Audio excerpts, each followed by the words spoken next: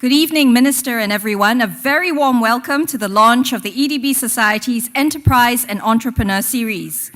This is a 6-part initiative undertaken in partnership with the Singapore Management University and with the support of the Economic Development Board. The forum's theme of transforming industries, creating value is particularly pertinent, coming after the Future Economy report last year and as Singapore shifts towards transforming old businesses, updating skills, and generating innovative products and new services. Let me express our special thanks to UOB, our main sponsor, and supporting organizations Nippon Paint, Pasta Mania of the Commonwealth Capital Group, Singapore Business Federation, and Surbana Jurong. May I now invite Mr. Lee Swan Hyang, President of the EDB Society, to give his welcome remarks. Mr. Lee, please.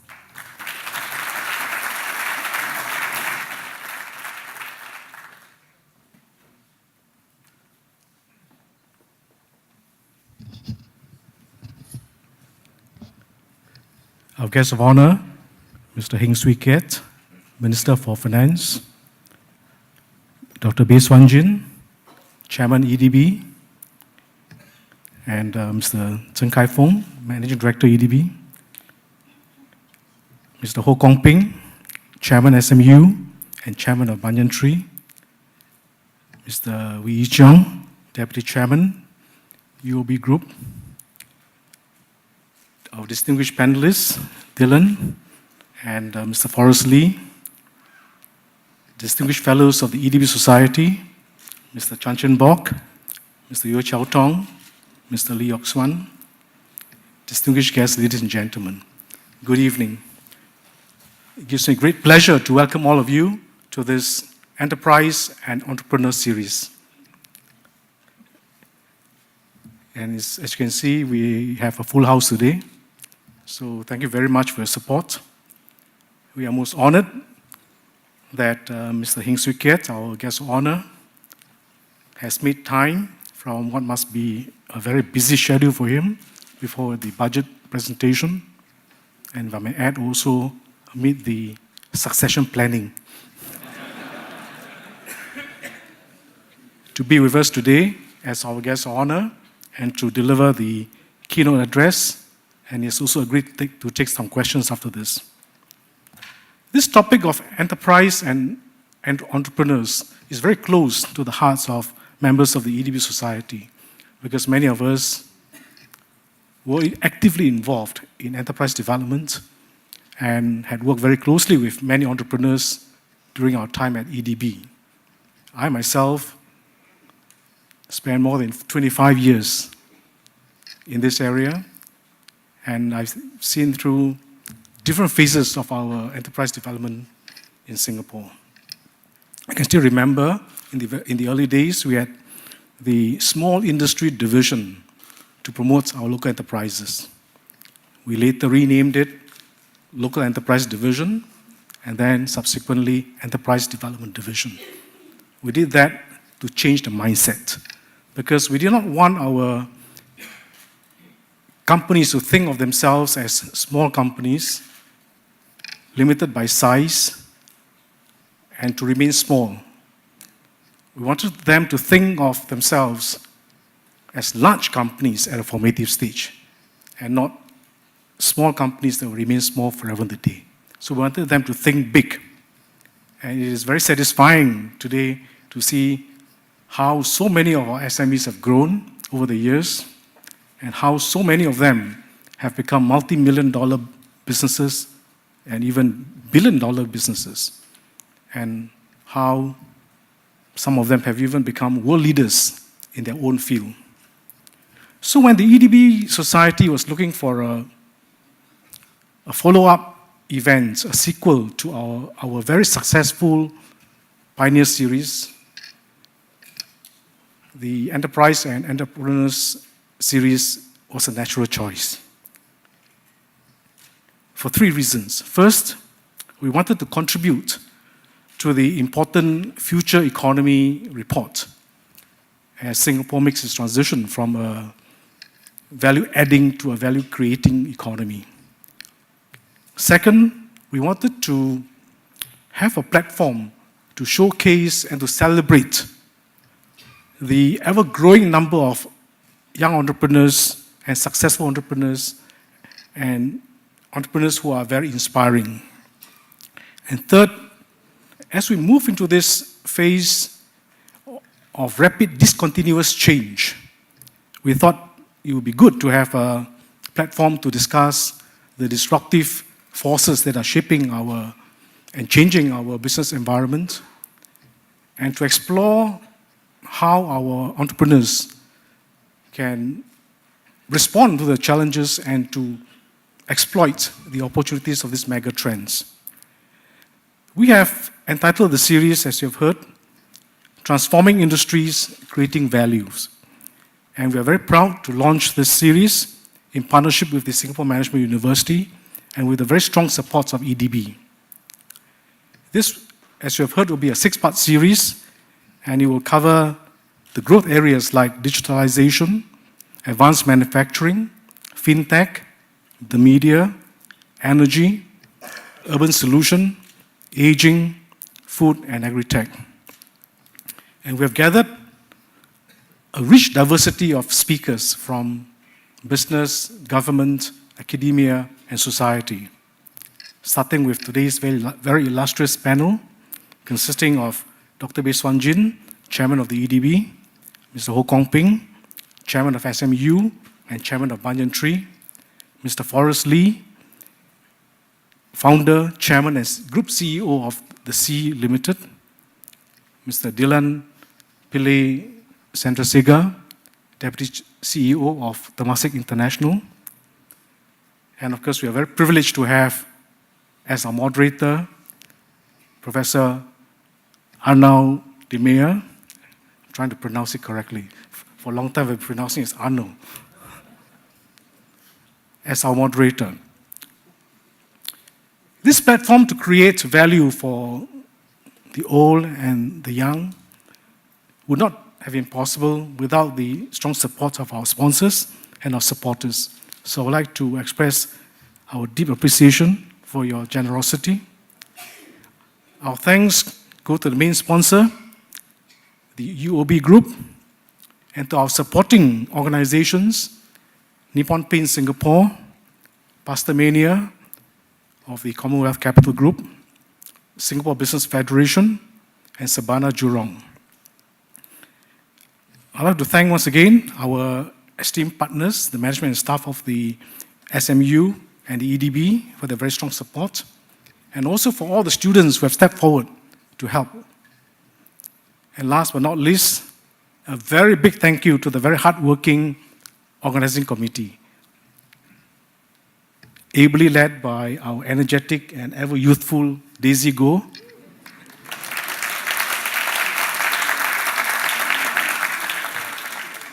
The good thing is that they don't need so much sleep.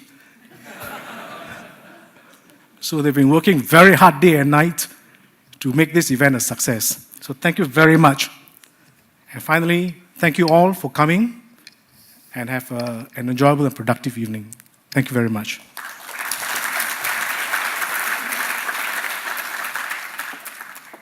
Thank you, Mr. Lee. Now, may I invite our guest of honor, Mr. Heng Keat, Minister for Finance, to deliver the keynote address. Minister, please.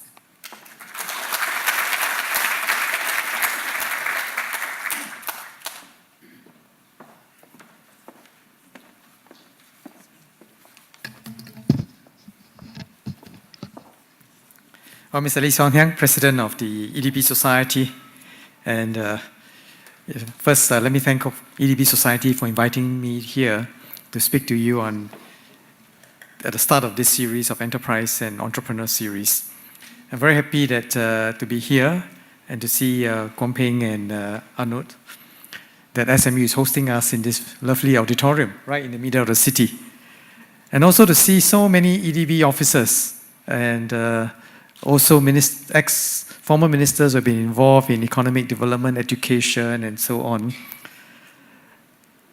So this level of interest is really very heartening. Now, the theme of this series on enterprise and entrepreneurs is a subject that is of great importance to the future development of the Singapore economy. In particular, when we started the CFE report, we talk about the importance of developing a value-creating economy. And you can only create value with the level of innovation that we will need in the future. And it's appropriate that EDB is doing this. EDB has been, over the years since it was first established, have been working very, very hard to win over investors. And then through successive waves of changes in the Singapore economy, the Singapore economy has been restructured, has been upgraded over many runs. And I want to thank EDB Society for maintaining this interest in Singapore's economic development. And the story of what EDB has done and what Singapore has done is very well sort of documented in a book, in fact in 2 books called Hard Work, which Mr. Chan has been editing and responsible for producing. Is for those of you, especially the younger students doing research, if you are very keen on this topic, please read these 2 volumes. I think quite a lot of the history of Singapore's economic development, as seen from the eyes of many EDB officers who have been very involved in it, is very well documented in these 2 books. Earlier on, before I came in, I met a whole group of SMU students who are involved who are entrepreneurs. So they are studying, who are doing business. They all have started very interesting business. And I hope that the next big thing will come out from among these students. I think the projects are all very fascinating. And I hope that our bankers will support them strongly. Yeah? Now, let me address the topic of our industry transformations. Now, when we started the CFE work, it was a few months into the start of our CFE work when we had to present my first budget.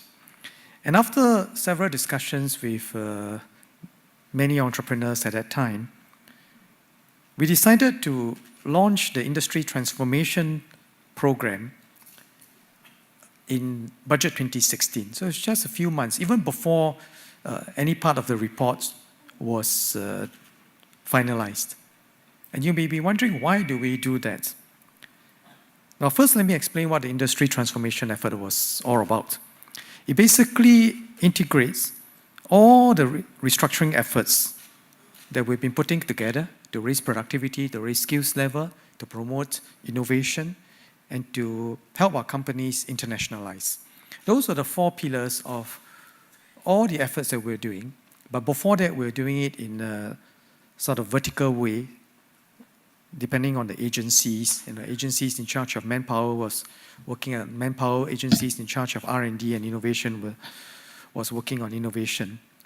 And when you think about it, if you're running a company, you don't just have your HR department doing one bit, your R&D department doing another, your marketing department doing another, and your strategy department doing a completely different bit.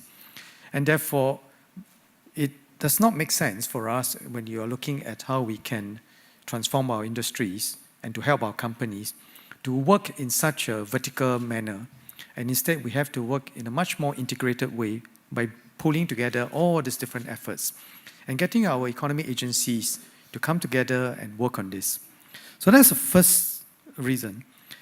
And 2, we decided that when we talk about restructuring of the economy, it's really far too complex because our economy has grown to be very complex.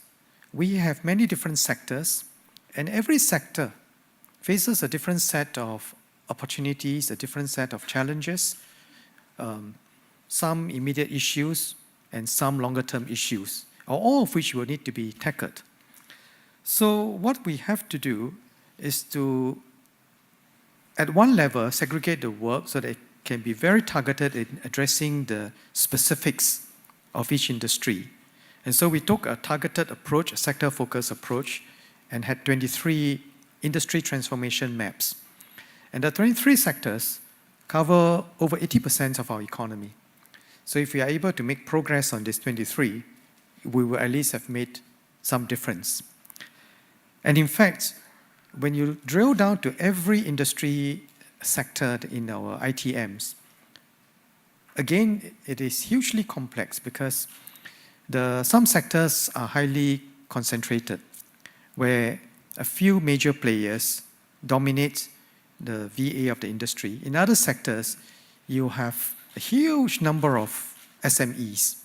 And again, even the term SME, in my view, is a very bad descriptor because by definition, SMEs are any firm below 100 million. You know? And there is a big difference between a firm that is 1 million and a firm that is 99 million. And those of you who have been leading companies, seeing how it grows, the growth journey of a firm from 0 to 100,000 is different from one that is, from 10 million to 50 million and from 50 million to 100 million. So all this complexity that we need to manage, and therefore, the better we understand this, I think the better will be our response.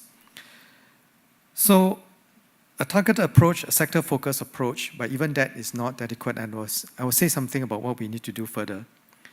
And of course, the third thing is that we want to be able to also forge deeper partnership between the government and the industry.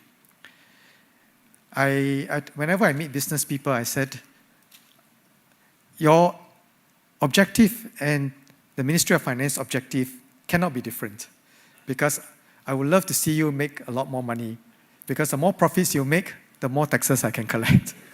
Right? And ditto, the more successful our workers, right, the more we will have a better sense of well-being for our people, and hopefully I also collect more personal income taxes. So I hope in this room, all of you are paying a lot of income tax.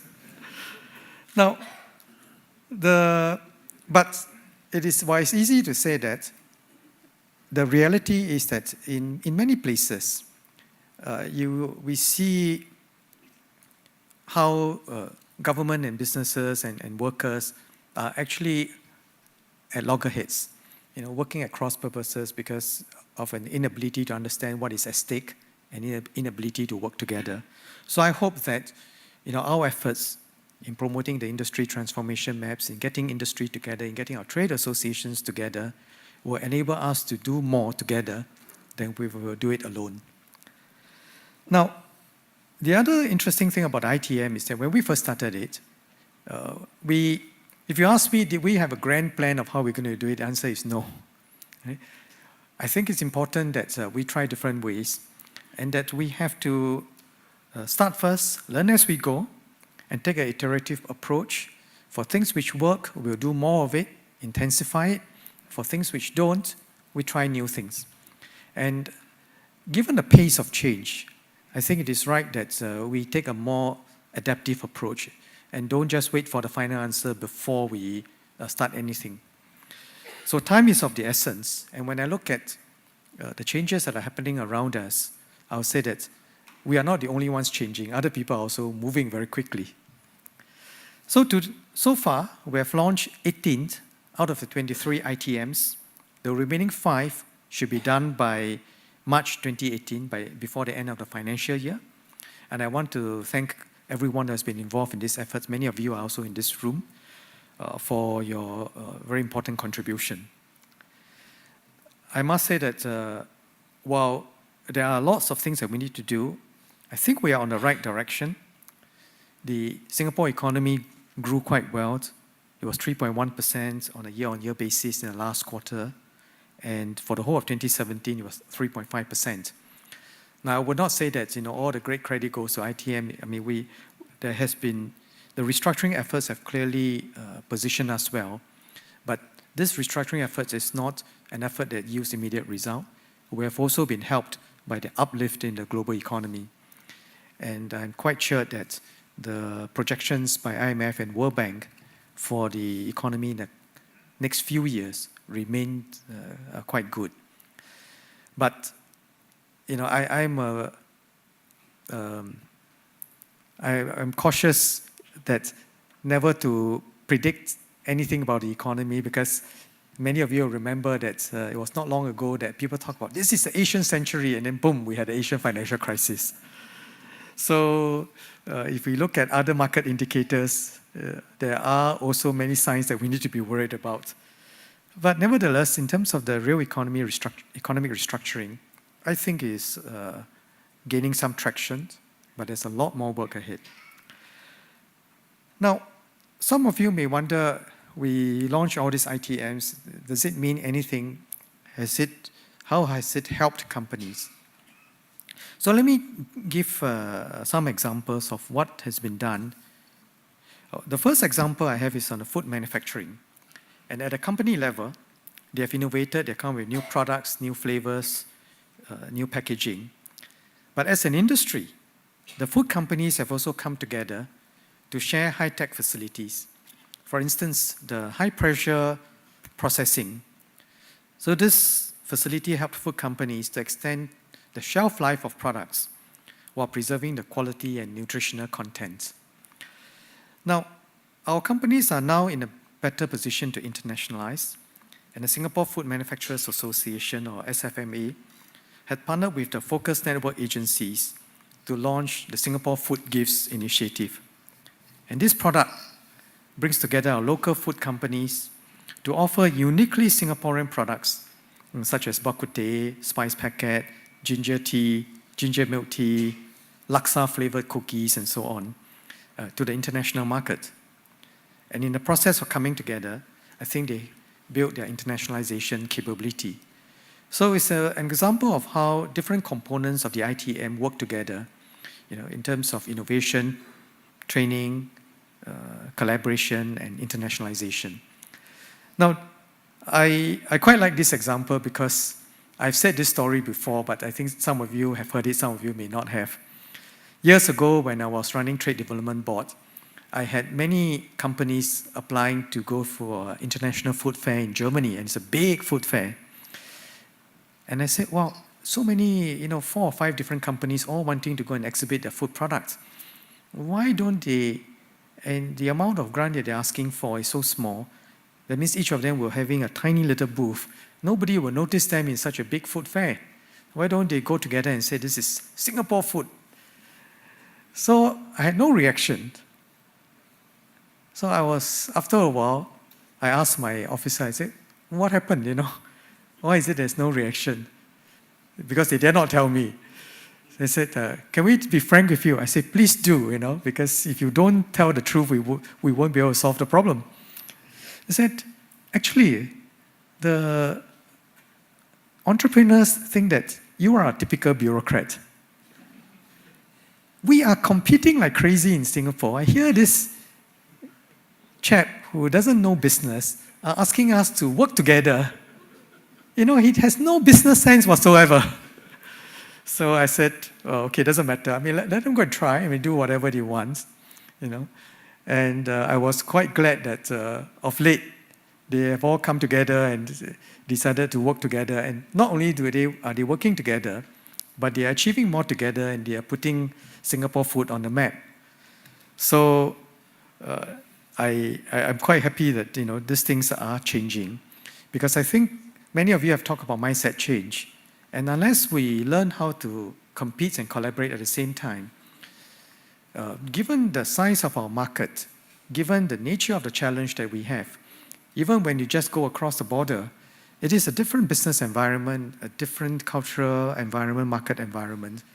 And just the sheer cost of trying to go through many different markets for any one small company will be too daunting. And if we cannot find better ways to achieve scale, achieve efficiency, I don't think we can compete effectively. So this is a good example, and I'm hoping that this, as an example of how an ITM can help not just an individual company, but an entire industry. Another example, a more recent one, is in advanced manufacturing.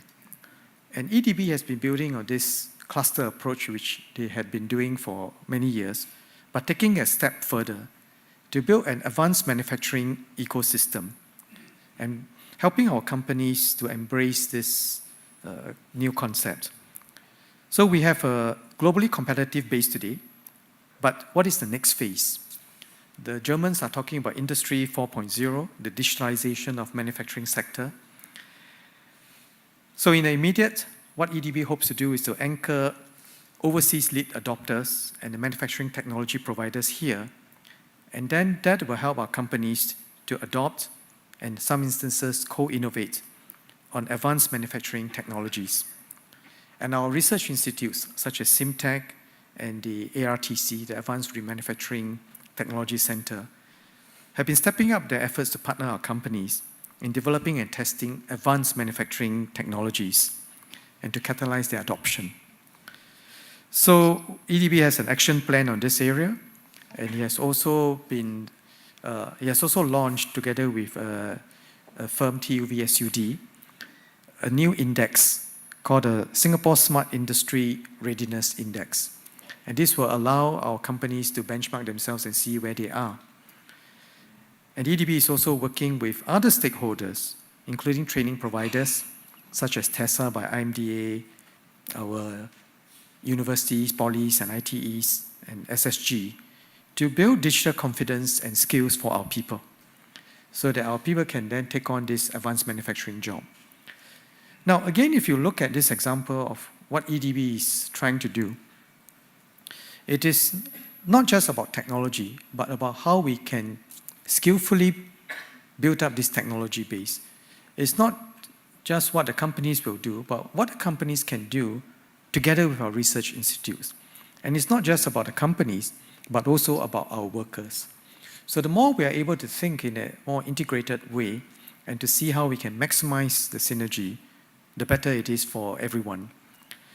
And I'm glad that EDB has been building on what they have been successful at in the past in the cluster approach to think about how we can continue to build up that new capability. Now, these are two examples of the ITMs two examples of how our ITMs have been helping companies, workers, and our business leaders. The next phase of our ITM is going to be very important because we just launched it, and the real work is not in the launch of the ITM. I mean, that gets us to a good start. The real work is getting things done, and how do we get things done? Therefore, implementation is going to be a key part of this, and I hope that implementation will intensify. And at the same time, we really don't want to think of ITMs as just another set of vertical silos. The nature of change, both structural changes in the global economy as well as technological changes, is that industry boundaries will also begin to blur. There will be lots of overlap in many of this industry. So it's not possible to isolate this and say this is financial industry and this is technology industry. That's why the term fintech is interesting. And I was just asking our banker, when are you going to support companies that are going to disrupt your business? Because if you don't, someone else will. Right? And thinking about the convergence of sectors will be important. So in our next phase, we will do work on two very important areas. One is the horizontals, the four pillars that cut across how we internationalize, how we innovate, how we train our people, and so on, to make sure that we continue to have some depth in all this horizontal. And the second area is to begin to take a more cluster approach. Because rather than thinking of industries in vertical silos, to consider a cluster of industries and to look at where that overlap may be, and can we realize some synergy from that overlap. The way that technology overlaps with many of the sector is one clear example. But in other areas, like for example, real estate and retail, is it so clear-cut that real estate is real estate and retail is retail? No longer. I think with technology coming into play, with e-commerce coming into play, it is going to be a very different business model. So right next to my office, Funan Center has been knocked down and being rebuilt.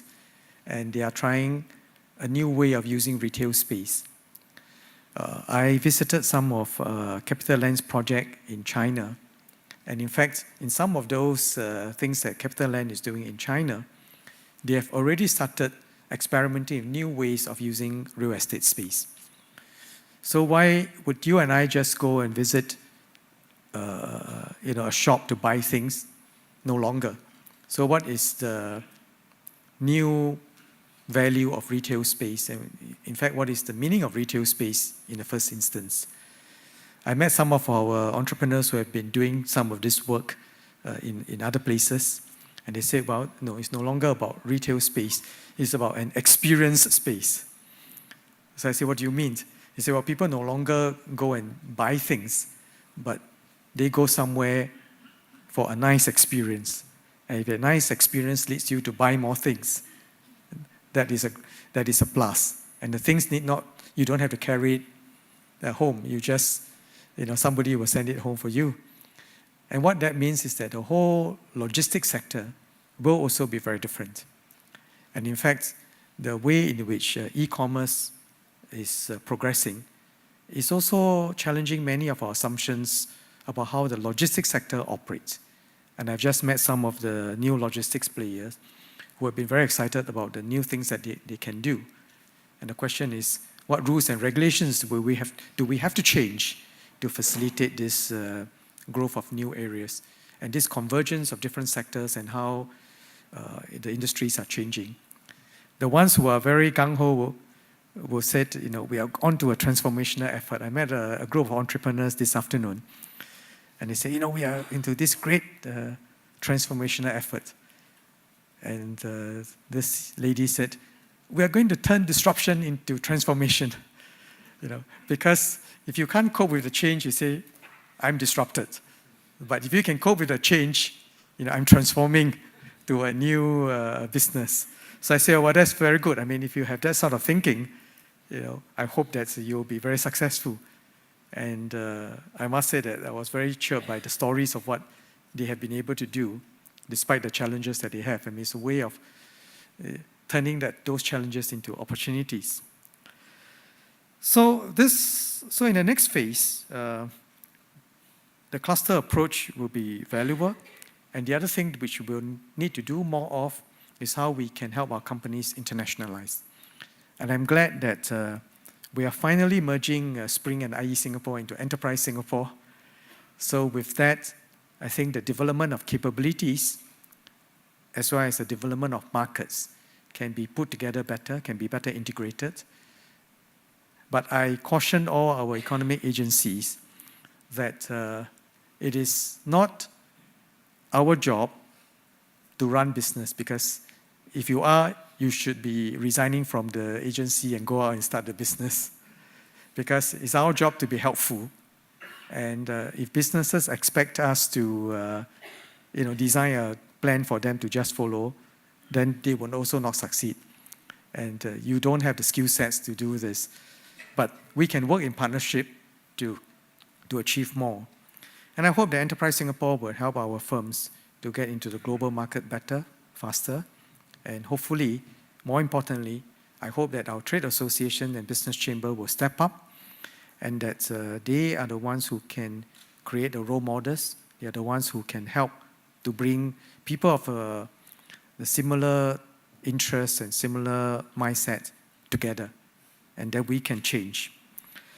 But the pace of the change, I think, will be a lot faster, will be probably more difficult, because the global competition is going to be just more intense. So let me conclude by saying that this major global shifts are challenges or opportunities depending on how you look at them. Some very significant changes that we will definitely have to contend with is, number one, the shift in the economic center of gravity back to Asia. When you look at all the different projections, the projections of the growth of China, India, Southeast Asia remain very strong over the next 5 to 10 years. And if that change is happening, the question is, what can Singapore do, given our position in Asia, given the fact that we had a long history of a global linkage. So how could we be more effective as a global Asia node in this effort? And I think we can be a key global Asia node in the coming change. And the second is the profound impact of technological advances as well as innovation in business models. So I mentioned about whether it's disruption, whether it is an opportunity, and whether we can be a global Asia node of innovation and technology. If we can be that, I think we would have a fairly good future ahead of us. And finally, while all these changes are happening, we ourselves are facing an aging population. And therefore, the question is, how do we turn an aging population to an advantage? What are some of the issues that we ourselves would need to deal with? And the fact too is that aging is a global phenomenon. We are not the only country aging. Some have been aging for a while, and Japan being an example. Some are going to age as fast as, if not more. The scale of their aging is far more than what we will see in Singapore. In fact, I was surprised at the demographic data of all the countries that, in terms of aging, as to how rapid it is going to be and how big a challenge that must be. So we are in an environment where technology is progressing very rapidly, but whether an aging population, and most of the workers that we have who are older tend to have lower levels of education compared to the young people today. And this is not just true of us, but it's true of most of Asia. How will that change the politics in many of this country? Those are the key unknowns. But we have to navigate as well as we can and be prepared that there will be many, many surprises. But if we keep our bearings right, I think we will be all right. I think I'm confident that we can do well. So I would say that let's seek and act on these new opportunities. Let's keep learning and improving, and let's keep working together. And it's very good that EDB Society has launched this series. There are a few more, as Heng mentioned earlier on, for us to sit down and talk about this. And it's good that if we can all stay alert to all these changes, stay open to doing new things, build deep capabilities, and have a frank dialogue in this iterative manner, I'm confident that we can create the next phase of growth for Singapore. Thank you.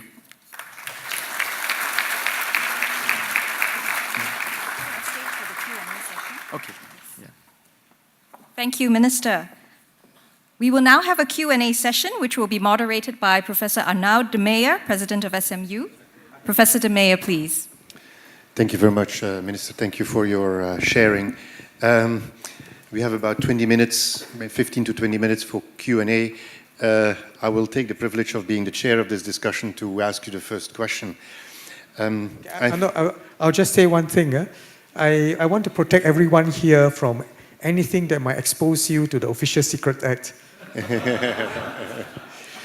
Yes. So my colleagues helpfully reminded me that everything in my budget document is covered by the Official Secrets Act. Okay, my first question disappears. I was just going to ask you whether you could lift a little bit the veil over the budget and give us an idea of what it's going to be. So I'll go to the second question then immediately. See, I've done my homework. I have had the privilege of reading a number of these, actually all of the 18 ITM's industry transformation maps. And I have to say, as an academic, not only as a president of a university, but as an academic, I have a lot of admiration for the work that has been done. It's very thorough, very interesting to read, and very useful, I think, for as a guidance of how particular sectors can develop. But frankly speaking, most MNCs don't need these transformation maps. They, as you say, other countries are changing, this country is changing. They have their own research teams to figure out what they want to do. The real question will be, how can we reach out to the SMEs. And we're not going to go into an academic debate of what an SME is, but how can we reach out to the vast numbers of SMEs in Singapore and help them to align with, and to learn from these industry transformation maps and go for the globalization that you were referring to? Well, I think, Arnoud, that is a very important question, because when we use the term like industry transformation, change, and all that, there is a great risk that we said it in a very academic way and in a way that does not get down to the practical aspects of how things are going to be done. And so what you have asked is a great question. I would say that to expect the economic agencies to reach out to so many companies, so many CEOs and so on, is just an impossible task. Because even if we expand the number of officers in EDB, in Enterprise Singapore, and in every economic agency, it will still not be enough. And therefore, we need to find more effective ways at getting the message across, and making sure that the message is something that the companies themselves can relate to. It is not something abstract about how I can train workers, I think seeing is believing, and unless we have some way of visualizing those things and how the change can be made, it is very difficult to make the change. And also, we have to recognize the fact that when you have a wide range of companies, the ability of the companies to change will also vary very widely. So how best to do it? Well, I think the way to do it is that, first, at the end of the day, we have to appeal to self-interest. That if the companies do not see in their self-interest to change, or do not see it as urgent to change, nothing that you and I sitting here talking about can make any difference. And you mentioned about the SMEs the MNCs not needing this. Indeed, many of the MNCs themselves have very solid plans about how they are going to change and transform. But the MNCs can continue to play a role, because the MNCs don't do everything on their own, because they outsource, they partner, there's a long supply chain. And it's also in the interest of the MNCs and the larger companies to work together with the smaller companies, because the more effective your suppliers are, the better it is for them. So how do we then reach out? I would say that we have to reach out through many, many multipliers. And the first group of multipliers that I would list will be all our trade associations and chambers, because they are gathering people in a similar industry with a similar interest and possibly facing a similar set of challenges. That is the best place to talk about this. And I gave the story, I gave my example of the food industry and how, my own experience about companies working together, is that I'm convinced that it is possible. It is possible to compete and collaborate at the same time. I've seen it in other countries. I've seen it here in Singapore. I've seen it in certain industries. And I see that it can be applied right across. And many business people who are thoughtful about this have also said that to me, that this is how we can do it. So if we can have many more of these chambers and businesses to take the lead, that will be useful. The other thing that we can do is, of course, what Arnoud you can do. Because our B schools should not be just an academic institution. I mean, it's an academic institution. You have solid research, papers that can be published internationally. That's a good thing. But it need not just end there. I've seen universities in Europe. When I was in the Ministry of Education, I visited a number of countries to study the education system. And I've seen universities in Europe.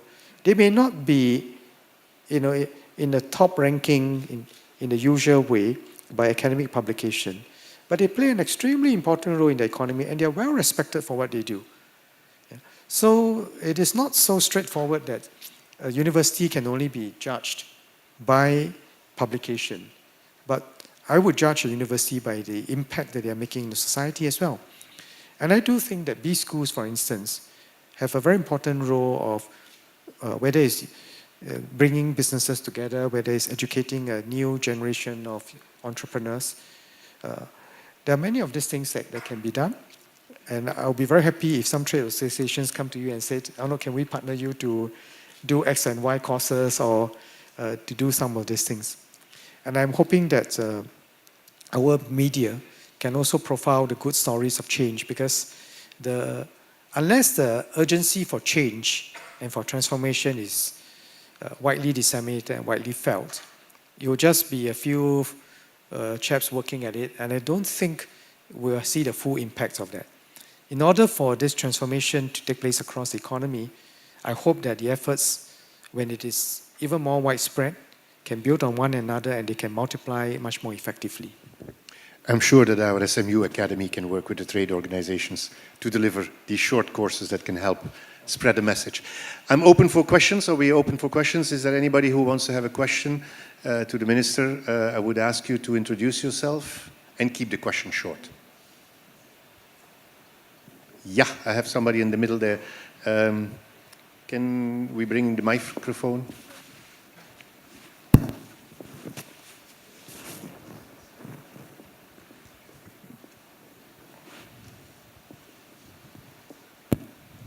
Mr. Minister, I'm Roland Wee. I'm the CEO of RWDC Industries. I like the words that were thrown about just now: innovation, technology, globalization. These are exactly the things that this company that I'm in charge of is working on. We are going to be the world's largest biodegradable plastics manufacturer in the world. And currently, I've been trying to get the agencies from Singapore to help us, but we got nowhere. And I'm telling you, we got nowhere. So we've just gone across to Malaysia, and I'm flying up and down Malaysia, Indonesia, in the United States. That's where we have our R&D facilities at the University of Georgia in Athens. We've got a whole team doing research on biodegradable plastics. And this is what the world needs today. Now, we are doing nothing about advertisement, because every month we have free advertisement by all the governments of the world, including BBC and everybody. We know that RWDC will be a global company, for sure, because we have got our pilot plant, we've got our products, we've got testings done by all the largest paper companies in the world, and all of them are very interested in this. Now, all I want to know is, how can Singapore help us? We are global. We're going to be the biggest company in the world, I'm telling you. Thank you. I'm not sure that the Minister should answer this question, but some other people in the room should be able to answer that question, right? Well, thank you, Roland. I'm very happy to hear what you're setting out to do. And sorry to hear that you had some difficulty for economic agencies. So I'll get one of our agencies who is here to sit with you and talk about this thing. And of course, we would love to see you succeed for the reason that I mentioned. I hope that you anchor your companies here when you succeed. Yes. Great, thanks. Next question. Chong Wai Sing. I actually want to ask a slightly embarrassing question, because, the government always come out with incentives to encourage SMEs, small companies. And there are lots of bank schemes, loans, small loans. But it's so difficult for the SMEs to get these loans. Even though the government partnered the banks and said something like, oh, we will cover half the losses, and so on. I've got banks calling me up to say, Mr. Chong, please take advantage of this scheme. Let's talk. Many times I say, no, I don't need your money. But there are occasions where I say, okay, tell me about these schemes. So a young lady comes to my office. And they say, okay, Mr. Chong, this is your last chance. This is a government bank initiative. You can borrow up to $500,000, you know, but we need you to sign a personal guarantee. And by the way, Mr. Chong, you're above 65. So we need another director, who's my daughter. She also needs to sign the guarantee, you know. Now, why can't the banks and the government, if you are generous and you want to help SMEs, if you allocate 50 million and is prepared jointly to write off the 50 million, there will be so many potential SMEs who will succeed. Because at the moment, even though the loans are out there, but it is just a nice carrot, you know, it's very difficult to go for it. The conditions are just too tough, too onerous. Thank you for the question. I think that was almost going to ask Mr. Wee to answer that question, but, but I'll leave it to the minister. I was tempted to ask you which bank did this young lady come from? Okay, not UOB, so you don't have to answer that question, luckily. Well, I think that's a great difficulty, and you actually use a word that, you know, if the government is generous. Unfortunately, when it comes to this kind of schemes, the government cannot be just generous. We have to be accountable, and so the schemes by nature would have to be done in a way that makes sense. Are the agencies and the schemes too risk averse and therefore, you know, not risk taking enough? I've been working in MTI. I was in MTI for quite a number of years when we went through the Asian crisis and all that, you know, just after the Asian crisis. And then we had the dot-com bubble. Then after that, I was in the MAS. And it was a very funny thing because when I was in MTI, I was scolding the bankers and say that, you know, how come you're so tight in the way you lend? When I was in MAS, the first thing I told the bankers when they invited me to address the Association of Banking, I said that, I think you're better be sensible in how you lend because you too have your KPIs and you don't want the financial system to collapse. And after that, when the global financial system collapsed, you know, I was glad that not a single bank in Singapore had a problem, and that every dollar deposited in Singapore was safe, and the Sing dollar did not sink. So I would say that it is always a very careful balance that we need to make between sort of being very liberal about schemes and being reasonably tight about schemes. The sort of issues that you raise, I would say that there are probably two reasons. One is that it could be the individual evaluation, individual banks and all that are too risk averse. And that can happen. And it does happen even in some of the appeals that I get, for instance, against some of our agencies who say, why is it that the ruling was against us? We have a very good case. And as an MP on the ground, I also get that sort of appeal. And I would say that in some cases, I do think that the agencies involved, whether it's traffic enforcement or whether it's some ruling by agencies, I do think that sometimes you do have cases in which it is unnecessarily risk-averse and unnecessarily tight. So we can rectify that. I'm not saying it's not possible that every decision will be perfect. But there's also another set of reasons, which is that in some cases, the rationale for those conditions are actually proper, and that this is how institutions have to safeguard and have their own proper risk management system.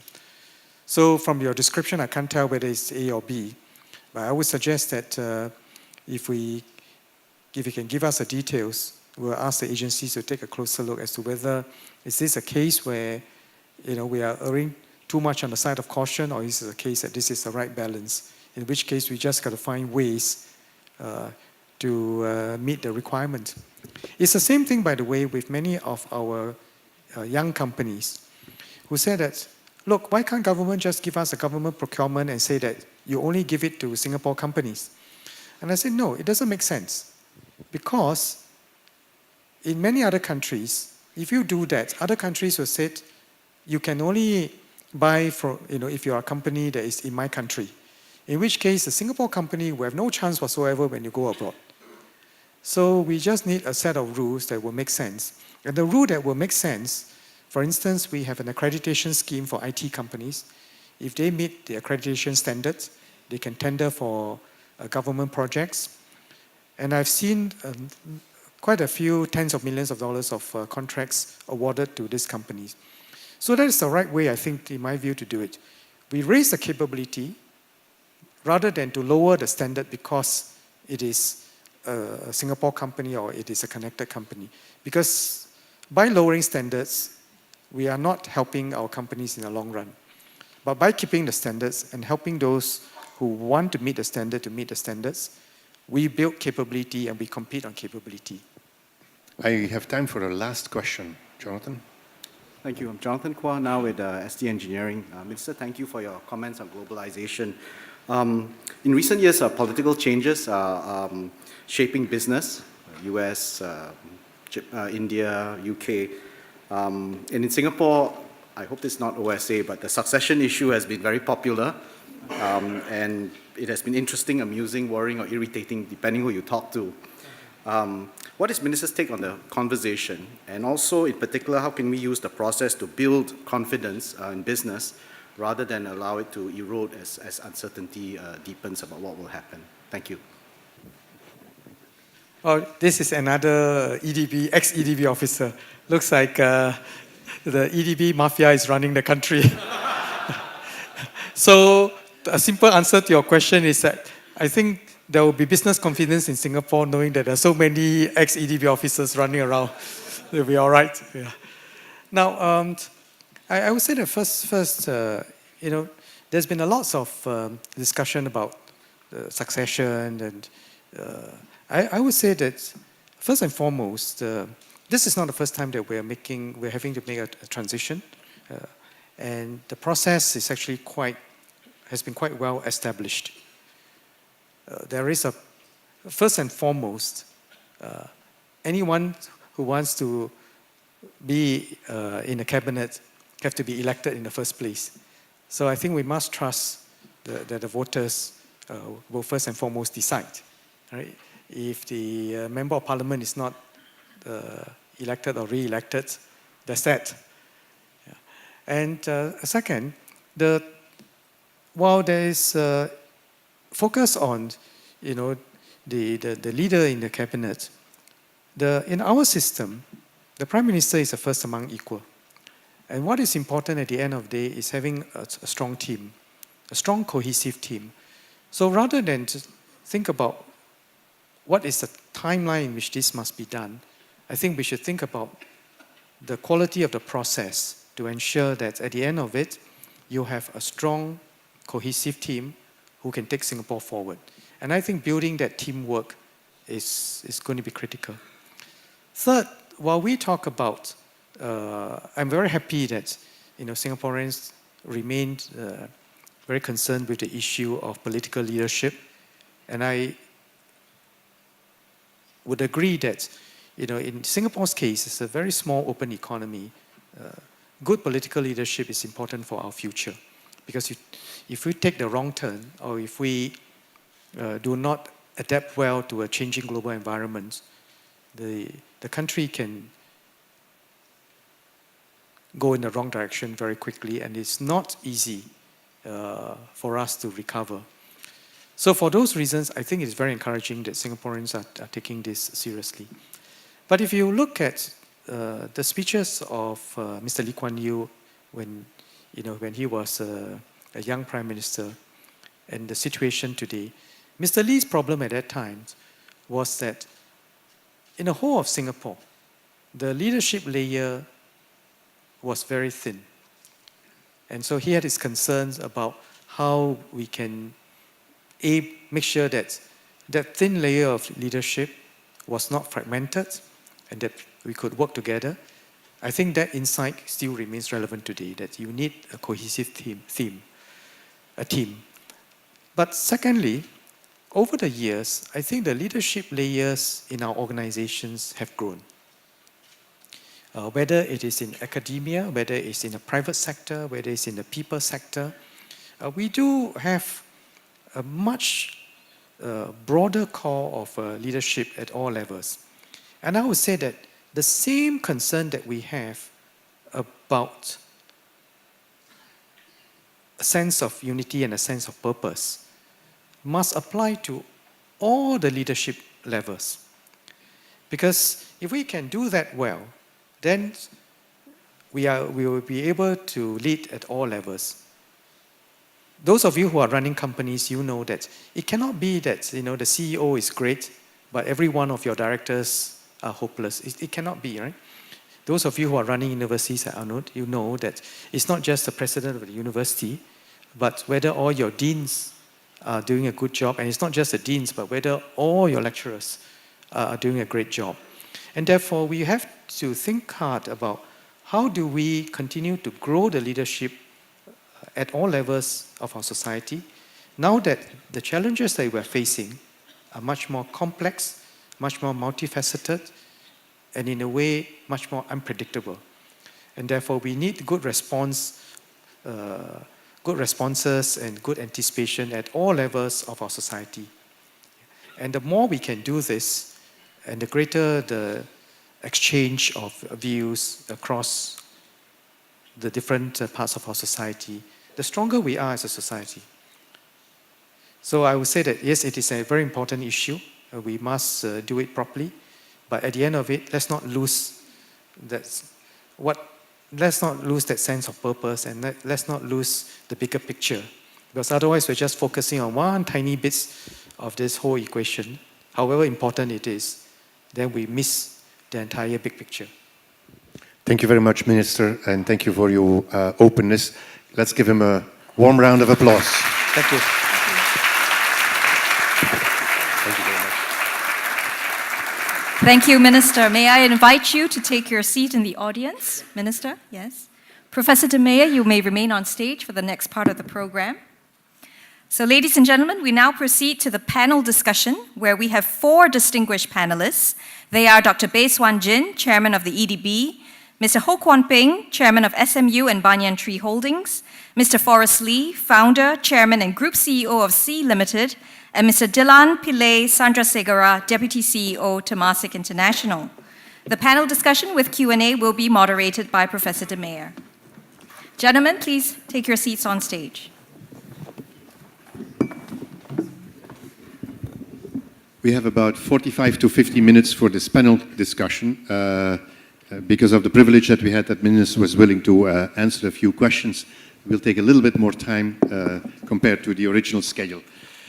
This panel is really about transforming industries, creating values. And the question I would like to start off with for this panel is, there are a number of global disruptions, and the Minister was already referring to, but there are a number of global disruptions that are having an impact on Singapore. What do you see as the most important, or some of the most important disruptions, and how should we respond here in Singapore to that? So I will give each of our panel members about 5 minutes maximum to respond to that, and then come back with a second question. Dr. Bay, you want to start off? Thank you. Well, good evening, everyone.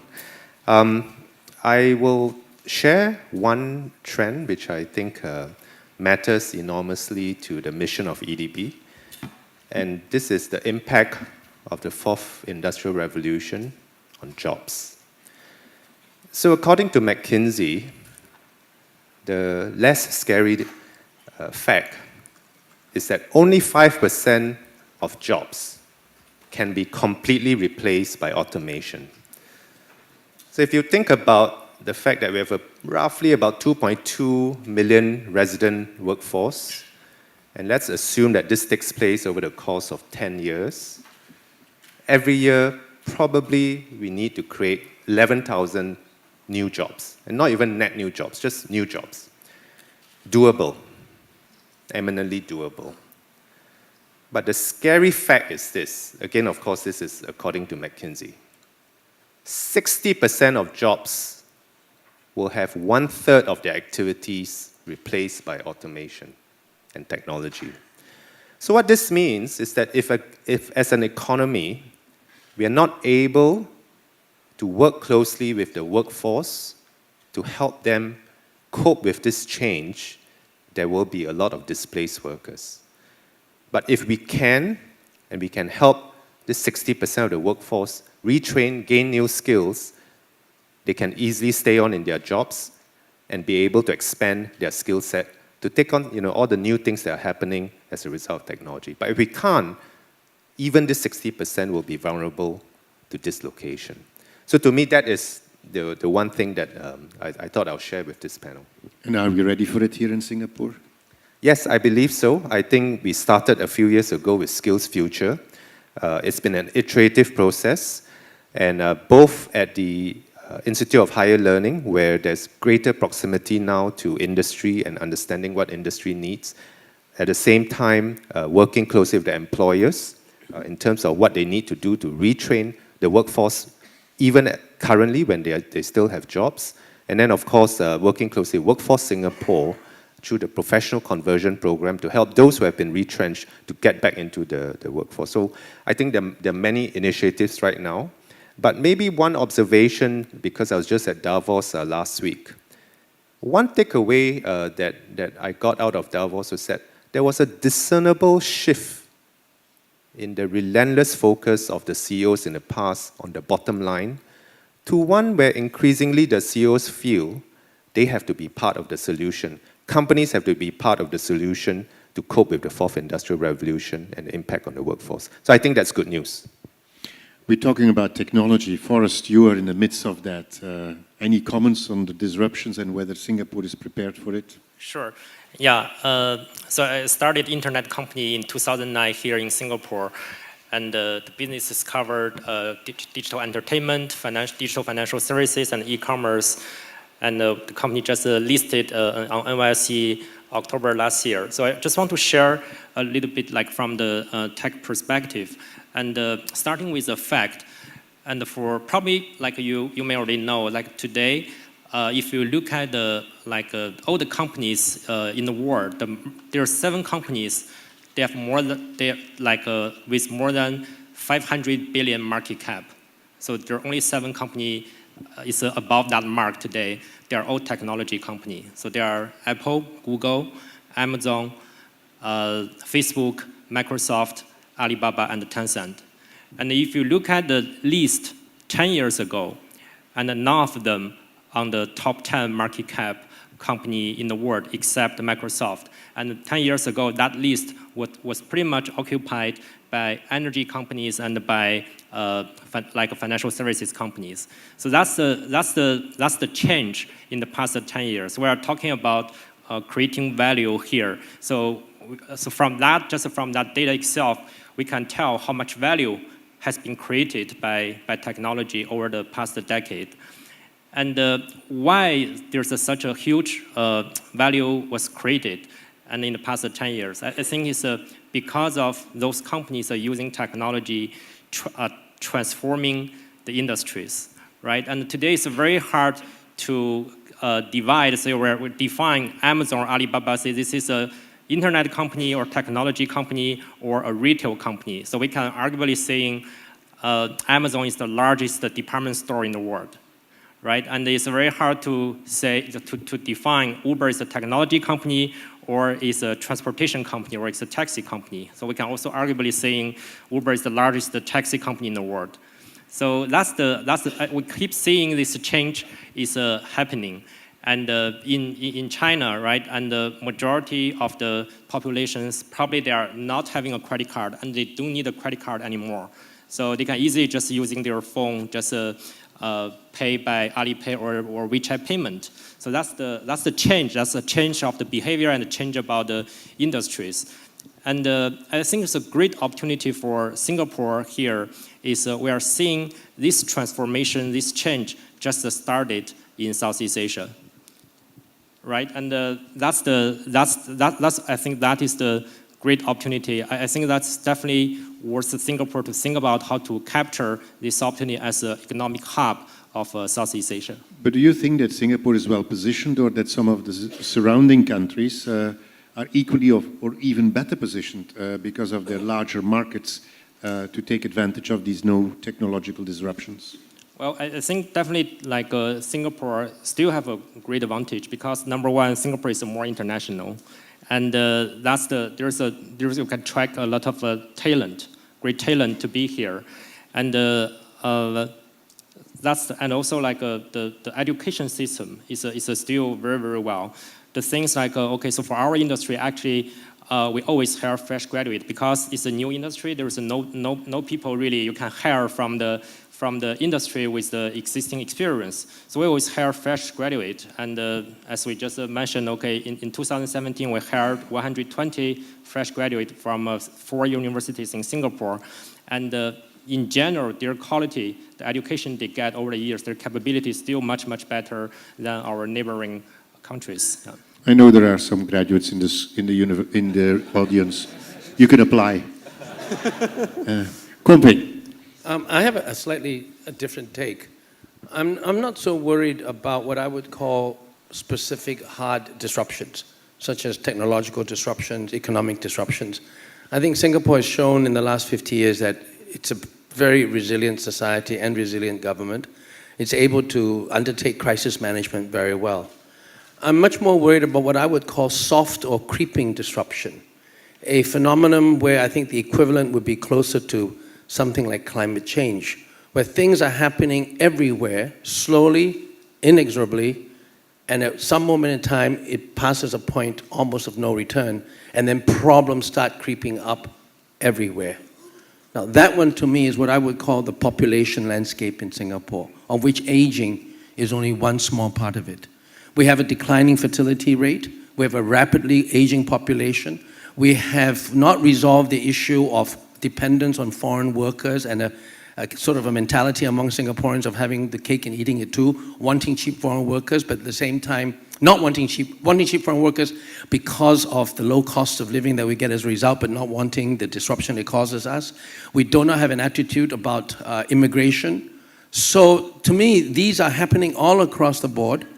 You can see the explosiveness of this when the white paper on population, which was intended to be a pretty technocratic paper, was launched, and it raised a furor, and now none of this is being discussed. A very important issue like Liu Tai-ke mentioning that perhaps Singapore can take 10 million people, it's not discussed.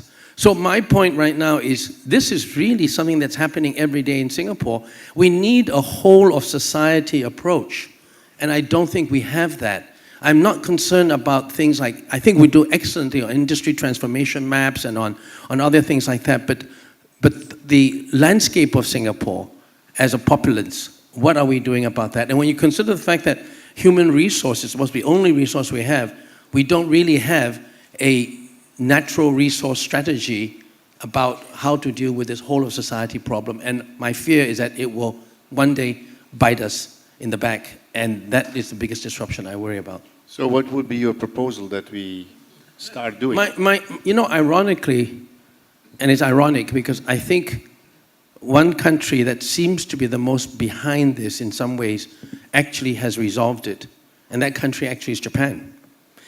Like it or not, the Japanese have decided they do not want foreign workers, like it or not. They live with that. There is no tension in Japanese society about do we not want foreign workers and so on. So they deal with it. It's a rapidly aging population. The economic growth is marginal at best, but you look at Japan today, they accept that the Japanese economy is not going to be growing very much. It's rather flat. They have a high degree of social cohesion because they have made the social trade-offs. The population is aging so rapidly, they have robotics to deal with it. I'm not saying that this is a solution that we should go for at all. For a small country like us to accept the Japanese solution is not at all an answer. But I think this is something that needs a whole of society approach, and it needs quite urgently a national discussion about what do we as a society, how do we feel about the contradictions we have within our present population landscape. Dhillon, from your very international observation post, what you see as disruptions and where are we in Singapore well prepared for? Maybe I decide to be a bit more of the optimist. I think we know that disruption that's happened in the last 10 years is probably much more pervasive than we've ever seen before in the history of other disruptions. And it's displacing workers, communities, changing the nature of society, we think down the road and so on. But I think in every situation that has a negative, there are also a lot of opportunities. The one thing about us as Singaporeans is that we've always had adversity.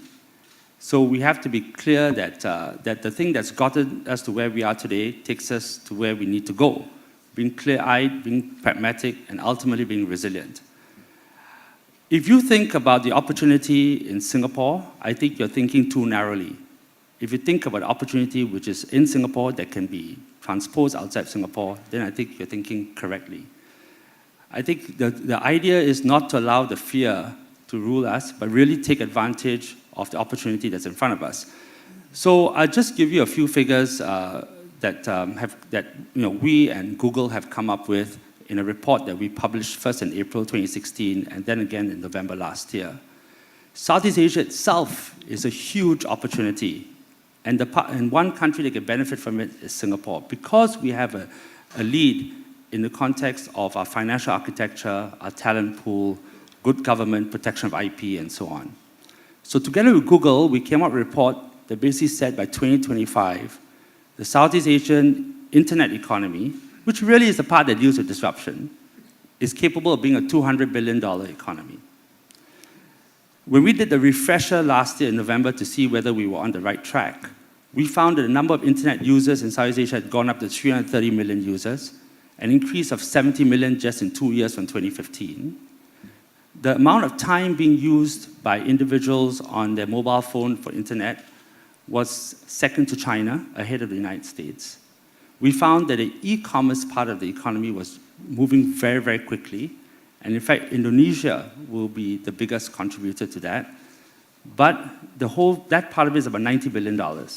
Now, if you think about that and you think about those numbers, Southeast Asia is a much more interesting prospect than even India is. As of now, Southeast Asia is a $2.6 trillion economy as against India's $2.2 trillion. But the per capita income in Southeast Asia is higher by almost 3 times, or more than 3 times, from India. So while we look at China, which of course is in a different stratospheric level, and India as opportunities, actually the opportunities in our region are actually quite significant. And I think that as we look at these potential issues, we should think about how we prepare ourselves for the opportunities and take advantage of those. You have to have a very clear strategy. You have to figure out what it needs to get you there, which typically includes capital, but ultimately it's about people. Okay, that's the real single element in success, people. It comes down to talent. It comes down to the talent in yourself. It comes down to the talent that you can bring on board, the talent that will help you get to where you have to go. And that, by the way, I think is what has helped us in Temasek all these years. It's really been not about the amount of money we have and the portfolio we have, it's about the talent that we can get. And I think that the talent in Singapore must also be willing to go outside to take advantage of those opportunities. It's not just about staying in Singapore. And learn from what you can outside and come back to make this better here in Singapore. I think that's, so I'm actually an optimist. My generation tends to think of the younger people as being not as enterprising as us or not as strong as us. But I think the younger generation is much more prepared for that world than we are. They are far more perceptive about sustainability issues, which also has a huge opportunity in terms of industries and value-added contributions to the economy. So I would think that the most important thing is the talent, harnessing the talent that we have and getting the best out of them, because then we as an economy and as a country will benefit as a whole. And by the way, I will not advocate us going the Japanese way in terms of dealing with aging and the demographic deficit. Okay? Just for the record. I actually agree with you that Southeast Asia is a great opportunity. But I have to say, I love my students. But when I propose them to go to Medan, they look at me and stare at me and says, probably it would be better to go to Hong Kong, Tokyo, Los Angeles, or Barcelona. How do we convince Singaporeans to be interested, not only, because we need to be interested in these large cities, not only in these large cities, but also in the great opportunities of the third-tier cities in Indonesia, in Malaysia, in Vietnam, etc. I see that both Won-Jin and Forrest want to react. I thought I will first advertise the Global Innovation Alliance, which Minister Heng championed, and that came out of the CFV work. And one of the pillars, one of the 3 pillars of the GIA is the Innovators Academy, and it's really about working with the universities here to have their students do internships in the countries, not just in Silicon Valley, not just in Europe, but in particular in Southeast Asia. And we think that there could be a potential winning formula, which is really internships with some of the digital unicorns that we have now from Singapore who are growing in Indonesia and Southeast Asia, connecting them to some of the largest business families in Indonesia, whether it's the Salim Group, cinemas and so on and so forth. I should just take this opportunity to also, he's very humble about it, but C, which is Garena, was the largest non-Chinese Asian tech IPO, in New York in October last year. And Forrest, like myself, is a naturalized Singaporean, so we're delighted to have him. And really, this is the sort of companies we now have. And I'm very sure SMU students would be happy to do internships in Indonesia with a firm like C. Forrest. Yeah, thanks, Won-Jin. About comments like, so every year we hire a lot of fresh graduates in Singapore, and we also have a specific program. We call it a management associate, which is a fast track, and we rotate them like it's a 2-year program. So every 6 months there is a rotation. We let them experience a different business lines, e-commerce, like digital financial services, or the different functions.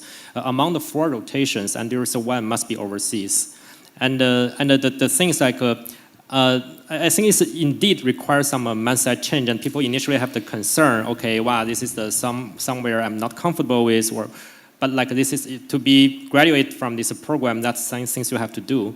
And the things after staying 6 months, and when they experience the tremendous growth, and they experience how things can be done differently, and when they feel, okay, how much impact their daily work they can make to the society, well, a lot of them actually choose to stay after the rotation, saying, okay, I just want to take a permanent job in Indonesia, or take a permanent job in Thailand. I would say this is indeed, I think this mindset can be changed, right? And if they hang out with Thai people, Indonesian peers every day, right? After a while, they'll be just one of them. They'll feel okay, friends with them. Yeah. Let me turn the question around a little bit. We've been talking about disruptions and whether we are well prepared for it. I'll turn the question around and say, what do we need to do differently in Singapore to be successful in the next 10 to 15 years? What is it that we need to change? What can the minister take away from what the policies need to be in the next government? This is also from a real experience. Every year we interview a lot of students, and we realize if you look at the overall quality, and Singapore students is better, but if you look at the top, we don't see the top talent from Singapore compared to Vietnam, compared to Indonesia. And after a while we realize why. Because all the best talent in Singapore, they get a government scholarship. And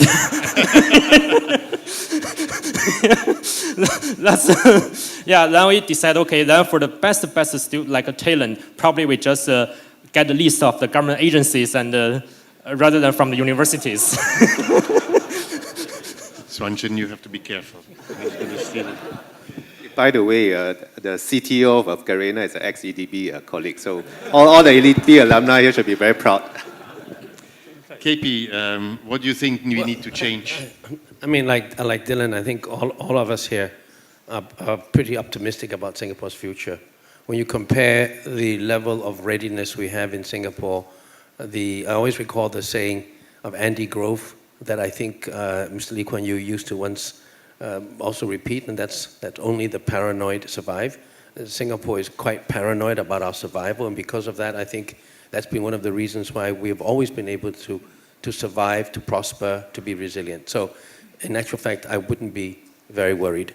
But at the same time, I think there is the danger of perhaps not really thinking the unthinkable And the areas that I think we have demonstrated competency in are not going to be the areas where we will be surprised. And I still remain concerned about social cohesion as an issue, because we have always been a very socially cohesive society. And if anything is fraying at all, not that it's a lot, it's an area that I think it's not, put it the other way, it's not, social cohesion is not an area that technocrats can resolve, and you cannot resolve it with a simple technocratic solution. It takes top political leadership, which of course is addressing the issue, but I think more focus on building the social cohesion will be important for us, because every other area we are already doing very well in terms of our ability to essentially take advantage of technological shocks and disruptions, our ability to take advantage of economic and political change in the rest of the region. I think those are all right. Dhillon, what should we do differently? So I think I have 2 points to make. One, I think in terms of talent, again, I come back to talent, sorry about that, but for the best talent that you have, you should make sure that they take some risk on that career pathway. I really mean it, because we tend to think that we should make sure our best talent is on a defined pathway for success. Now, I don't think that is really going to be success in the long term. People learn from the mistakes they make. They learn from experiences that they are put into, which is very different from where they came from. You know, you must be comfortable with ambiguity. You must be comfortable with constant change. So going into emerging markets, whether it's emerging markets in Southeast Asia or even beyond, is an important test bed for the best talent, rather than defined career pathways. I think that's the first thing we have to think about. If we really want to have the right sort of group of people to lead us forward into the next, I would say the next world, because the fourth industrial revolution is like the next world. But I think the second thing is this. I don't think we have to reinvent near playbooks to be able to address the opportunities of the future. The success of Singapore from the 60s to the 70s, even to the early 80s, was really a partnership between government and industry. We need to bring that back in a very, very strong form. In the old days, in 60s and 70s, some of our leading companies today were actually started by civil servants. Very entrepreneurial, and they worked with government folks, private folks as well. Some of the private folks came and chaired some of the boards. So there was a lot of interplay between government and private sector that led to successful companies.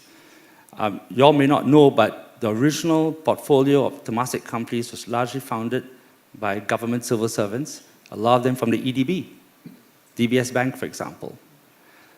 So if we go back, of course, we're not looking at government now getting involved in business and founding companies and so on, but the government has a role to play with industry in developing ecosystems, which represent the next future growth areas for us, or maybe extension of current areas that we have in our economy, and new things.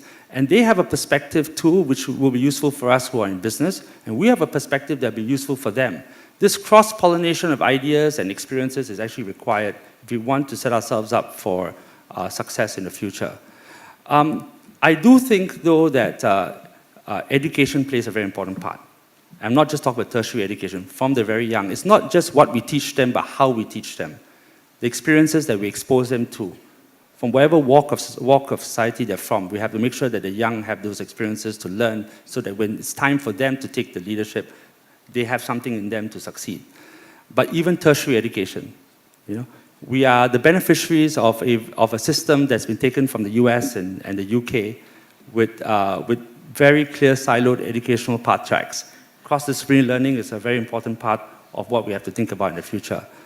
So I think that's quite important for us as we think about that. But the last part is financial architecture. Okay, and I do sympathize with Mr. Chong and his comment just now. We have a successful venture debt program now with UOB. That arose from the fact that one of the companies which was supported by our VC fund, Vertex, was unable to get a loan from 14 banks, even though they had something like $60 million in cash, and they're only looking for $10 million working capital loan. So all the banks said, no, you're a startup, you're EBITDA negative, you're losing money, so I can't lend you any money. In fact, one bank offered to make them a $500,000 loan in exchange for a $500,000 deposit. I won't name the bank. So I happened to, the chairman of UOB was my former colleague, CFO Hua, so I called him up. We had a meeting with Mr. Wee and some others, and so we decided to form the venture debt platform. So we can lend startups money to be side by side with venture capital. It goes side by side with venture capital. So financial architecture is important for startups, for SMEs, for even large corporations. And it's not just about financing, it's also about equity. Equity is very important. We have quite a bit of venture capital money now, but we don't have enough for the growth phase of it. So we need to figure out how we can build financial architecture for these future companies that we need to build as we think about next 10 or 15 years. In between the lines, whether it was your answer to Mr. Chong or sort of some of the comments you made, I read something about the fact that we need in Singapore to change our attitudes towards risk, that we perhaps are not enough risk-taking. Is that a correct perception of what you were saying, Dhillon? So, yeah, I think that if you graduated from a good university, like SMU, I'm from NUS, so I graduated from a good university as well. If you graduate from a good university with a degree... You remember that our minister, when he was in the Minister of Education, said there are only good schools, right? Every school is a good school. Yeah. Every good school is a good school. Every university here is a good university. If you've graduated from a university with a degree, you expect a certain outcome in your career these days. That's not going to happen so easily going forward. It happened for my generation to some extent because Singapore was booming and most of us benefited from that boom. My generation benefited from the hard work of an earlier generation, my father's generation, I think. I believe that. What are we going to create for the next generation? So the problem that we have today is that your pathways are now not as straightforward as they were in my time when you graduated. Yeah? Today, there are much more opportunities, but there are also risks associated with it. Are you prepared to do that as a young person and take those risks and see whether you can learn something from it and become better from it? I think that this risk culture is getting better and better in Singapore. I think we don't really treat failures as we did before. There is a willingness by some to fail. We have to make sure the parents accept that as well, not just prospective future employers. But I think that that's a starting now. But we need more of that. We need people to be prepared to take risks. But like I said, take risks with your careers as well. Go out there. So at the age of 53, I took a risk. I agreed to accept my CEO's job to go outside of Singapore and to run an operation there in an environment that I had no experience in. It's interesting. I went from a home to I stayed in a 2-bedroom apartment. I had to learn how to do my own cleaning again, and I couldn't believe how different washing machines had changed in 27 years. Okay, but you learn. I learned what the sharing economy was about. Because everything we had, I didn't own a car, I didn't drive a car there or whatever, I just used Uber and so on. It was just liberating. And I realized why young people look at things differently from us who collected stuff. Okay, because, yeah, it's true, right? Thankfully, we have a startup called Carousel to help us get rid of stuff as well. But I was thinking about it and it changed my mindset on a lot of things that I took for granted. I think that for young people today, and even for older people, taking a risk on your career path is important because you learn more things than you could ever expect to learn. And the most important thing that you learn is that the world is very dynamic right now. The challenges out there are much more than we actually can see from Singapore. The US is a very, very competitive environment. China is a very, very competitive environment. India is a competitive environment. We actually do have a competitive environment as well. But we're no longer the only ones with a strategy. There are ecosystems within the US, what I call hub cities, that are as competitive as we are. Where the universities are spinning out startups. Where IP commercialization is leading to significant economic enhancement. I think we shouldn't romanticize risk-taking among fresh graduates with startups. That kind of ecosystem works very well in certain parts of the world, particularly in America with Silicon Valley, in particular industries like tech. But I think if you look at the history of Singapore, many of our very successful entrepreneurs were people who worked diligently as managers in multinational companies, and they got to a certain level, maybe in their mid-30s or so, and they got together with a few other people. They left multinationals, they came out, they started their own businesses, in order to mitigate risk, because after all, if you're going to be an entrepreneur, you don't need to romanticize risk. You're already undertaking so much risk, you want to mitigate it. Then many of these companies we have now as the backbone for our entire electronics subsector. which came out of small industries coming out. People became entrepreneurs when they were in fact managers at the big multinationals. At every sector, I think in Singapore, whether it be in any sector, I think we must also remember that those people, mid-level, mid-career entrepreneurs who come out and form companies of their own are very critical. And in fact, their rate of success is probably higher than the pure startups in the internet space. So those are the people whom you really can sympathize with, because these are people with young families, and they're going to ditch everything to join with a few other people and form a company. And that kind of risk-taking, I mean, when I meet these people, I have tremendous admiration for them. I think we've always had them in Singapore. And I think we should develop a culture where we encourage people to start out working with multinationals. You don't have to leave SMU and be an entrepreneur right away. You can very well leave SMU, work within a company, and at some point in your life, come out with a few other people and form your own company. I think that level of entrepreneurship is something we should consciously nurture also, and not just romanticize the startups, because the rate of failure among startups is also inordinately high. Forrest, before I turn to the audience here, why did you come to Singapore with your company? Why did you set up the company here, and are you still happy about it? The credit go to the scholarship program Singapore launched, and yeah, so I know this from my wife. Like the Singapore government think, okay, the domestic talent pool is probably not enough to support economic growth. So basically, just invite young talent from China, from neighboring countries to come here for school. And my wife originally from China, from Wuxi, so it's like during the high school entrance exam, she's ranked #1. So she offered by the MOE for scholarship to study high school here, and then take the Temasek scholarship, go to the US to study. So with a 6 years bond. So we met.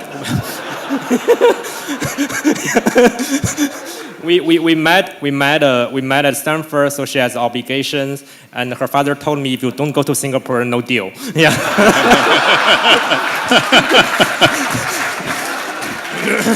So I now realize that when we give scholarships, we should give it to women and find out who their boyfriends are, and we get 2 for the price of 1 scholarship. I think we need more foreign students at the university. I'll turn to the room and see whether there are any questions for our panel, either general questions or particular to one particular person. Can I ask you to introduce yourself and keep the question short? My name is Jackson, final year information system student.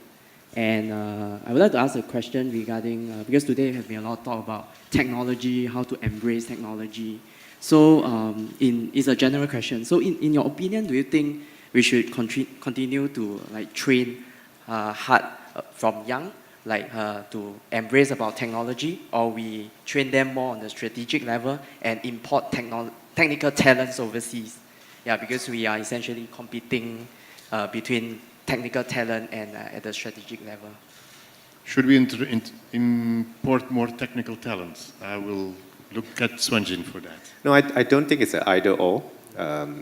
In fact, to be able to deal with, to work with technology, you need to have the language. And so if we don't have our own core of people who understands technology, we won't even be able to interact and extract and harness the best from overseas. So I think as an education system, it's never going to be an either-or.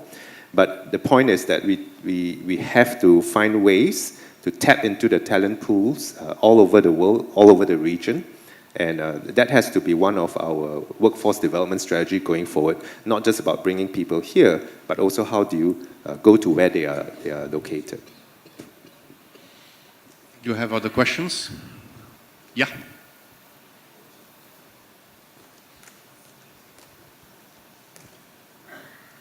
I would like to hear Can you introduce yourself? Yeah, Chris Lim.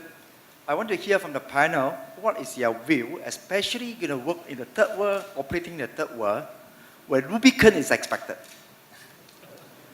And in Singapore, we do not hold such value. So how do one reconcile that? Thank you. What do we do about corruption if you want to operate in the third world and you need to pay under the table or whatever?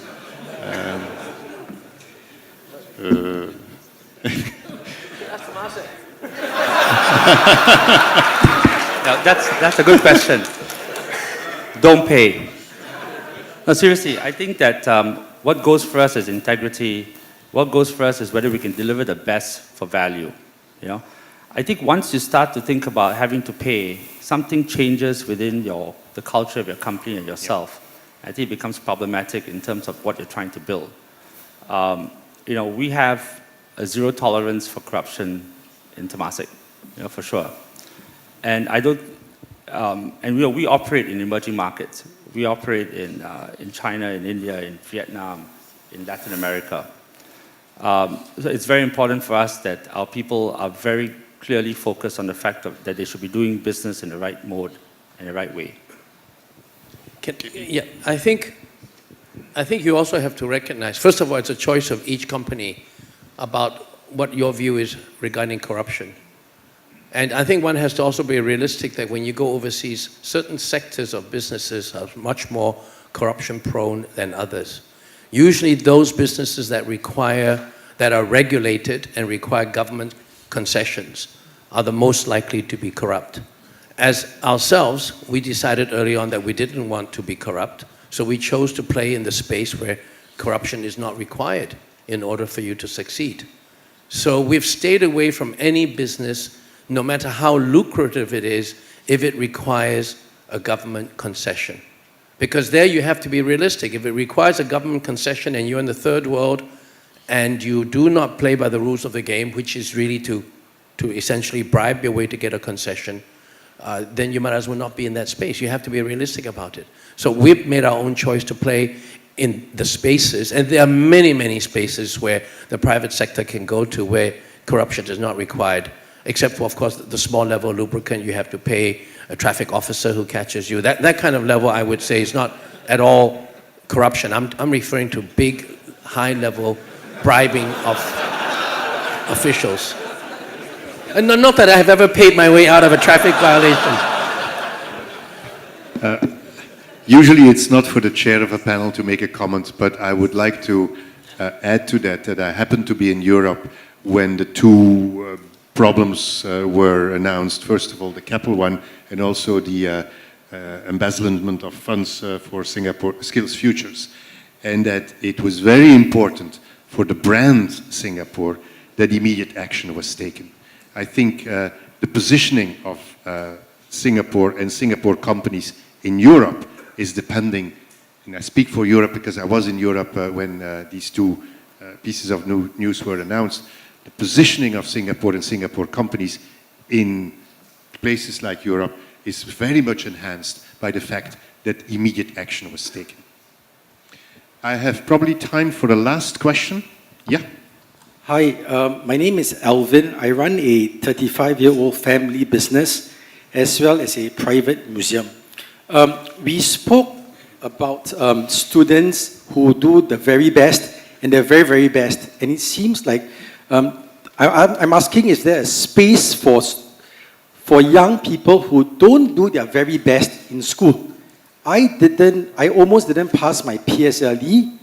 I failed my Mandarin all the way to university. I cheated, I flirted, and I couldn't pass. I had to go for a Chinese camp. Today, I run an award-winning museum. I just came back from Chengdu presenting Peranakan culture in Mandarin. And I sit on 2 to 3 charity boards together with committees in Spring and SBF. Do we have space in our society for those that don't fall into this category of what we have just described as, or what we mainstream describe as the best of the very best? Thank you. Let me quickly react to this because like you, I feel very passionately that our education system needs to have ladders for students with different strengths. And I think that has been the direction that the Ministry of Education has been moving towards. Firstly, there must be porosity. I mean, I think streaming has a certain purpose for efficiency, but you must always have porosity for late bloomers and so on. But more importantly, let's recognize and embrace, and in fact, as part of embracing diversity in our society, that people have different strengths. Some are good with hands, they're just very good craftsmen and they can make extremely good living because of that. Some are, very analytical and they will make very good living out of that. And some are just extremely, high level of empathy and they'll be excellent in the business of care provision, in the business of, serving customers. And we want to maximize the potential of each and every one of our people. And it's not necessarily perceptible, it's not big shifts, but the education system is moving towards providing opportunities through multiple career paths, and more importantly, porosity across the different ladders. Anybody else who wants to react to that? KP? Yeah, I was going to say that I think the solution is, as has been said, to increase more alternative pathways to success outside the academic system. But I think we must also not forget that Singapore's entire success was built on a highly meritocratic academic system, which necessarily has to be somewhat rigid if it is to be totally meritocratic. So we've had a whole generation of Singaporeans, so many of our leaders in business, in politics, in civil service, came through modest homes, and they came to be where we are today because of the educational system, which emphasized academic grades. Now, we are at a state of development today where pure academic grades alone shouldn't be the reason for people to succeed. And people who are more unusual, such as yourselves, must be given more ways to succeed. But I think the solution is in creating more ways to succeed rather than trying to reduce the academic rigor of the educational system. It still must be rigorous, but it must also provide alternative ways for people who do not particularly like to compete, nor are good to compete academically at a young age, to be able to develop their potential.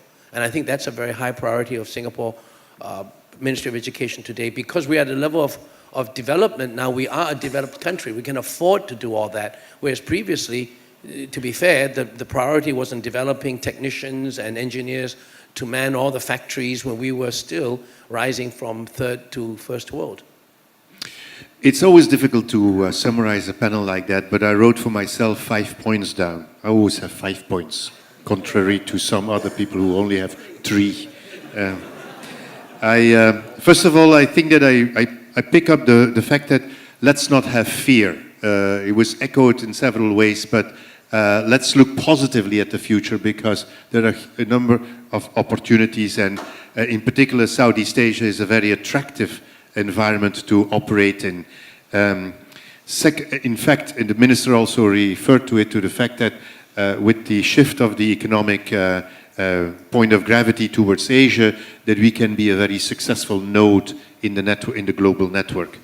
Second point that I wrote down is there were sort of several references at Industry 4.0, Manufacturing 4.0, the fact that not necessarily jobs will disappear. There was sort of this slogan that in 10 years from now, 50% of the jobs of today will not exist anymore. The reality is it's rather more about all jobs will be affected by digitalization, and we better prepare our workforce for that, and actually the whole of society for it. But then there was again that positive note by Forrest in saying, this is a good place to set up a company. There may be very well personal reasons why that happened, but it is a good place to stay here. It is a good place that has great talent, that has a very international outlook, that is attractive to work in and to operate from. Kwon Ping warned, however, well, warning is maybe the wrong word, but pointed out that we actually have perhaps to worry a little bit more for these points of soft disruption. Things that were mentioned were the aging, the sustainability, the debate about the total number of Singaporeans and what is the total population that we can have, and have we the right approaches or the right mechanisms or the right infrastructure to have a debate about that. Not necessarily to determine the choices, but at least to have the debate and to bring it to the fore. And finally, the last point that was actually made, embracing diversity. It's not about lowering standards. That, as a university president, I would never accept. It is never about lowering standards, but it's about providing diversity into the system, providing alternative pathways. And I actually do think that with the different universities that we have in Singapore, plus the other institutions of higher learning, we actually offer to our potential students a very high level of diversity, at the same time maintaining the quality. Let's give our panel a warm round of applause. Ladies and gentlemen, regrettably, we must now bring the Q&A to a close, and thank you again for the active discussion and many thought-provoking questions. Thank you also to our distinguished panelists and moderator. Gentlemen, please remain on stage. As Mr. Lee Swan Hyang, President of the EDB Society, would like to present you with tokens of appreciation. Mr. Lee, would you please? Thank you to Dhillon.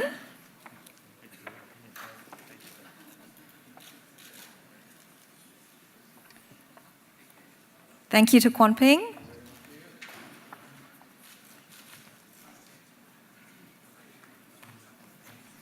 Thank you to Forrest.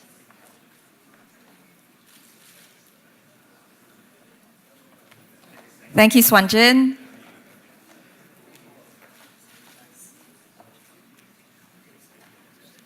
And thank you, Professor Meyer.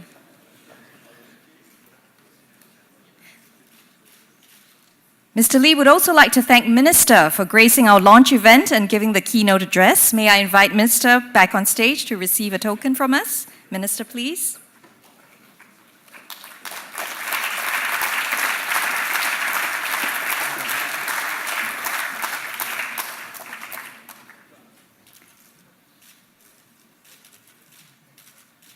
We can all take a group photo with Minister.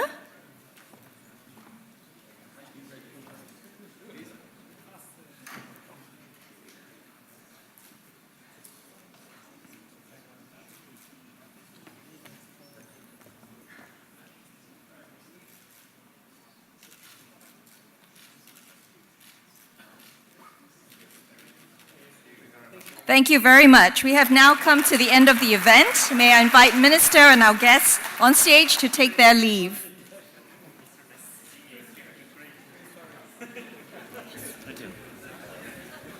Once again, on behalf of the EDB Society and SMU, thank you all for joining us this evening.